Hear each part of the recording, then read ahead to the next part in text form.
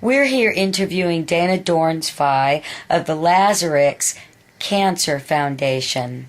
You started the Lazarex Cancer Foundation in 2006 with your husband. Please tell us about the foundation and why you started it.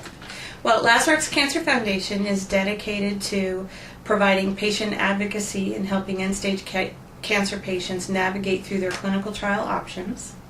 And if they choose to participate in clinical trials, we will actually provide financial assistance to help defray the costs that are associated with their participation in those trials so that they can make an unencumbered decision about what they want to do and not worry about the financial impact on their family.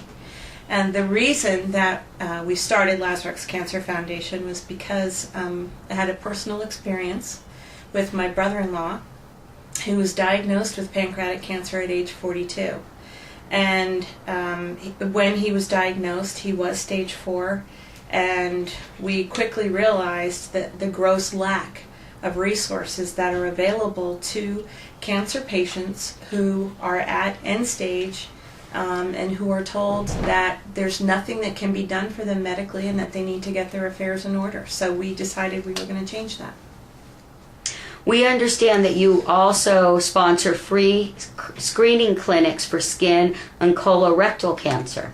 Yes, that's true. One of our policies when we do fundraisers, and we rely very heavily on fundraisers to get money in the door so that we can support our patients. And one of our policies in doing these fundraisers is that we don't want to go into a community and invite the community to participate and take their funds and benefit from their participation and then just leave. So when we do a large fundraiser, we always look for a community hospital or clinic or something that serves underprivileged and uninsured cancer patients or potential cancer patients so that they can get screenings and hopefully catch the cancer before it really becomes an issue. Yeah. Please tell us about the origin of the name Lazarex. Well, Lazarex is a combination of two different words, Lazarus from the Bible, and the fact that he was raised from the dead. Well, we like to say that Lazarex Cancer Foundation gives a chance at a second life for end-stage cancer patients, and the Rex part of it comes from the medical treatment that my brother-in-law underwent. His clinical trial was called Rex-N-G.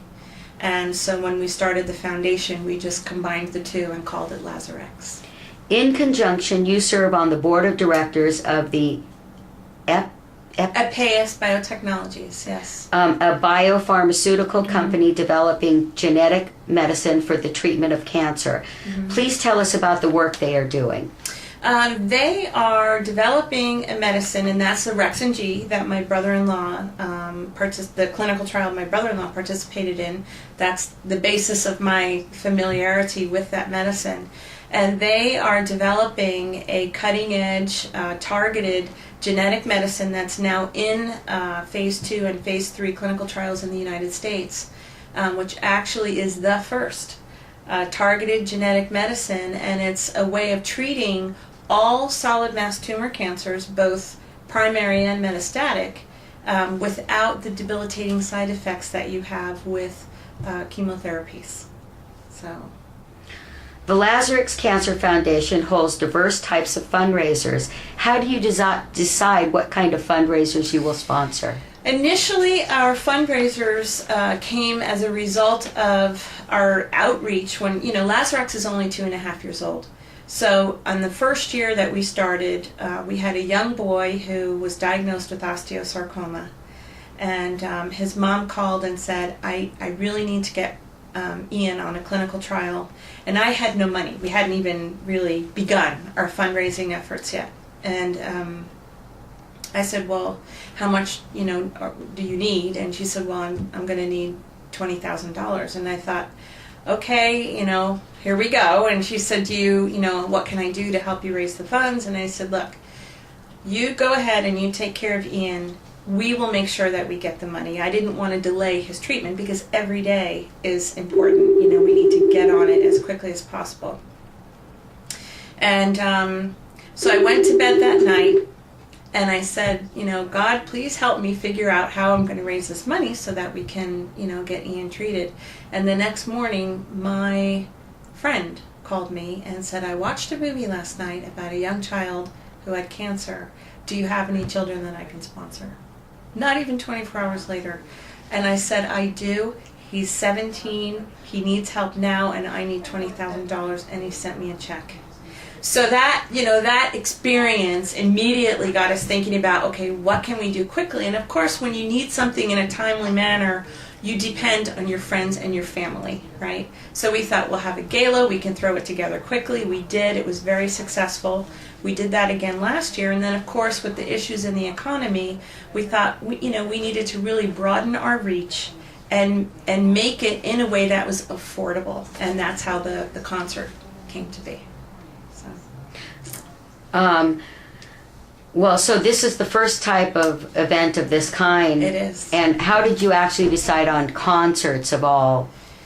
Well, we had a kind of a brainstorming session about how we could raise funds for Lazarex. And I am a smooth jazz lover and go to Catalina every year. I've been going for, 17 or 18 years now.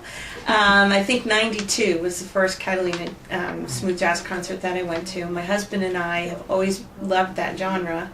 And, when you go to the concerts, the Mountain Winery, and I thought, gosh, wouldn't it be great if we could do a concert series similar to Wente concert series, but it was all for the benefit of Lazarex Cancer Foundation. So that's how the seed was planted, and then it just kind of grew, and here we are. Well,